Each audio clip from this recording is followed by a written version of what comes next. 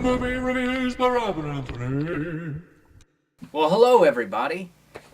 This week it's just gonna be me because Anthony didn't want to go see Sex and the City 2 with me. Nah, I'm just joking. Why would I see that when, of course, this week Prince of Persia: The Sands of Time was released?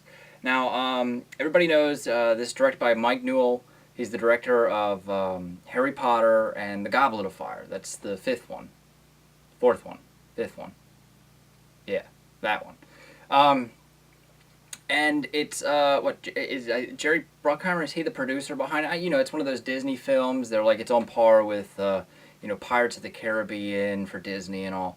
And this movie has a lot going behind it because with video games, they're not always synonymous with transferring to the screen, correctly. I mean, films that I think are good, like, at least Super Mario Brothers, was made, I think it was made for like $40 million and only pulled in 20, so it's considered a flop.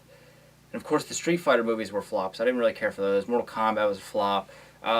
Sadly, like, most video game movies you think of are pretty bad. Even the ones that did successfully, like Tomb Raider and Resident Evil, in retrospect, are probably not that good. And I know U-Bowl has destroyed at least two, Alone in the Dark and House of the Dead movies. But then again, U-Bowl never really directs a good movie ever.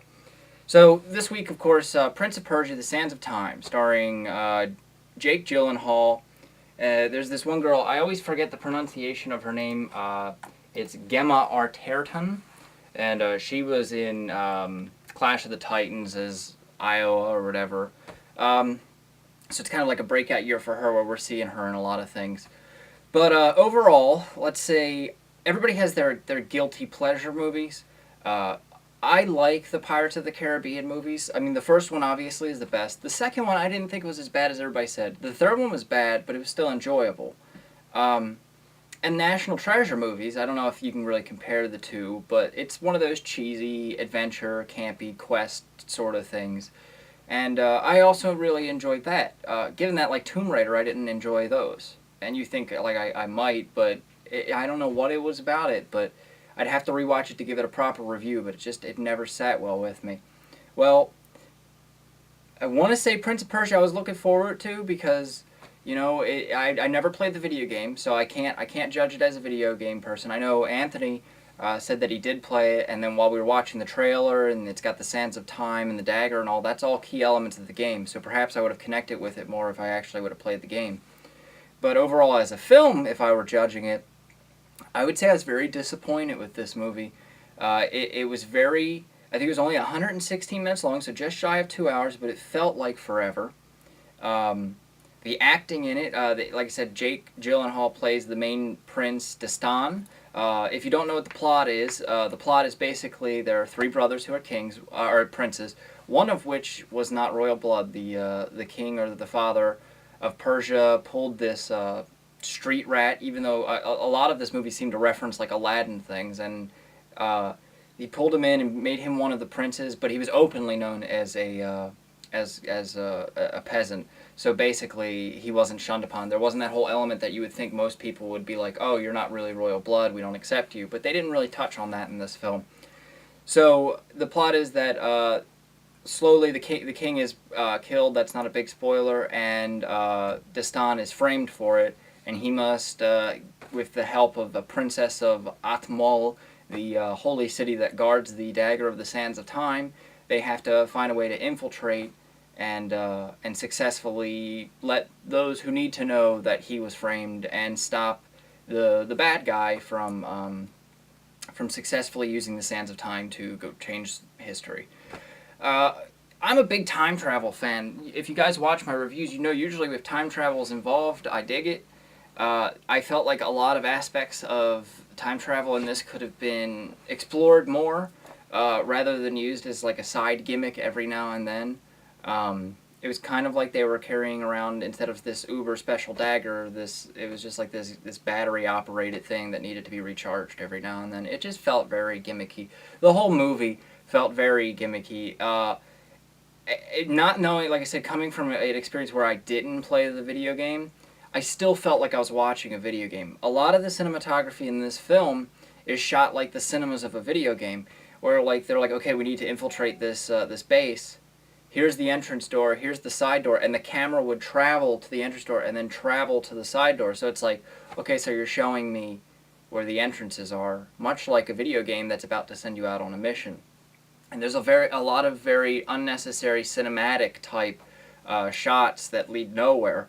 Another big problem with this film is acting. I forgot to mention Ben Kingsley is in this, and normally you could warrant a very good performance from Ben Kingsley.